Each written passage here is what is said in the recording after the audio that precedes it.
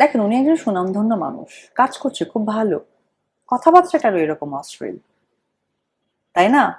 এই অশ্লীল যুগটার জন্য আমি 2007-এ যুদ্ধ করেছি। অশ্লীল যুগের অভিনয় করার জন্য আমি জামা কাপড় এমনও পরেছি যে হাতাওয়ালা একটা লেহেঙ্গা পরেও আমি আবার ওড়না দিয়েছি। সে অশ্লীলতার যুগ থেকে বের হয়ে এসে মানুষকে সিনেমায় ফোকাস করিয়েছি, আর উনি আবার অশ্লীল যুগে নিয়ে যাচ্ছে। কিরকম সেটা? তো যে ব্যাখ্যাটা আমি একটু আগে দিলাম, ডিগনিটি, ব্যক্তিত্ব, পার্সোনালিটি, যে ব্যাখ্যাটা আমার সাথে একেবারেই যায় না। এটা আমার পারিবারিক শিক্ষা নয়। আলহামদুলিল্লাহ আমার মা বেঁচে নেই। আমার মা বেঁচে থাকলে এই অনুষ্ঠানের পর হয়তো আমাকে জুতা দিয়ে মারতেন যে এই কথাগুলোর ব্যাখ্যা তোমাকে দিতে বলছে কে। 10 জনে বলতে পারে, তোমাকে তো ব্যাখ্যা দেওয়ার জন্য বলা হয় নাই, কারণ এটা আমাদের পরিবারের সাথে যায় না। ট্রু। আপনি অশ্লীলতার বিরুদ্ধে যুদ্ধ করেছেন বললেন, আপনি লেহেঙ্গার উপরে আপনি আবার ওড়না পরেছেন। আপনি যেই সময় সিনেমা এসেছেন 5-6-এ, তার আগেও অশ্লীলতার প্রচুর হ্যাঁ, প্রচলন ছিল। ছিল ছিল। তখন আপনি যে ভিন্ন পথে আপনি হাঁটলেন, অশ্লীলতাকে থামিয়ে আপনি বলছেন যুদ্ধ করেছেন, কোনো ধরনের প্রবলেম ফেস করতে হয়নি?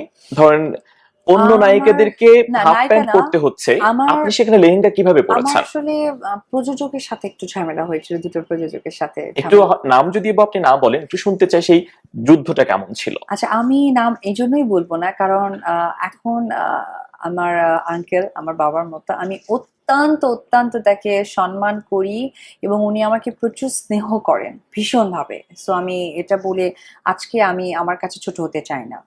তবে হয়েছে অবশ্যই, প্রত্যেকটা জিনিস যখন আপনি আটকে দিবেন তখন তো আপনাকে যুদ্ধর সম্মুখীন হয়ে সামনে যেতে হবে, আর ব্যতিক্রম কিছু নয়। এটা ইন্ডাস্ট্রি সহকারে অনেকেই জানে, আবার অনেকে জানেন না, এটার সাথে যুক্ত নয়। তা আমি রিকল করতে চাই না, আমি শুধু এটুকুই বলতে চাই যে কোনো একটা ভালো কিছু প্রতিষ্ঠা করার জন্য অবশ্যই আমাকে অনেক কিছু আহ, পার করে আসতে হয়েছে। কোনো নায়িকারা আগে বাচ্চা থাকলেই নিজেকে আড়াল করতেন, নিজের বাচ্চাকেও বলতেন বোনের বাচ্চা কাচ্চা বা ভাইয়ের বা ওয়ার্ড এবার পরিবারের কেউ একজন। আমার মনে হয় এরকম ইতিহাসে অনেক কাহিনী আছে।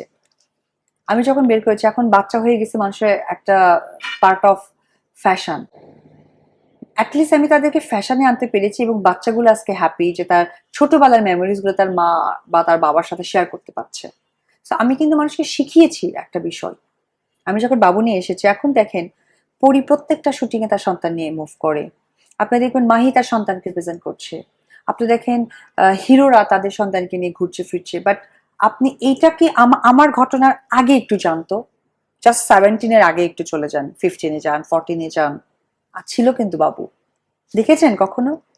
না, নাথিং, রাইট? আপনার আপনার তো বিয়ের খবরই আমরা জানিনি। আচ্ছা। যাই হোক, শুনি, হ্যাঁ বলেন হুম, আপনি। তো ওই জায়গা থেকে আমি এটা সবাইকে দেখিয়েছি। এই জায়গা থেকে সকলেই সাহস পেয়েছে, আর সেটা করছে, এবং এটা খুবই পজিটিভ ভাবে আমি নেই। কারণ একটি সন্তান তার মাকে সকলের সামনে ডাকবে, এটাই স্বাভাবিক। আমরা মানুষ, আমরা জন্তু জানোয়ার না। আমাদের জন্তু জানোয়ারেরও বাবু হয়, হ্যাঁ, বাট আমরা মানুষ। আল্লাহ পাক আমাদেরকে এত সুন্দর একটা পৃথিবী দিয়েছে, সেই সাথে সন্তান আরো অনেক বড় একটা উপহার। সে উপহার আমরা মানুষের সামনে প্রেজেন্ট করবো না, তা কি করে হয়? আমি আমি 6 মান্থেই সেটা ইনশাল্লাহ করতে পেরেছি।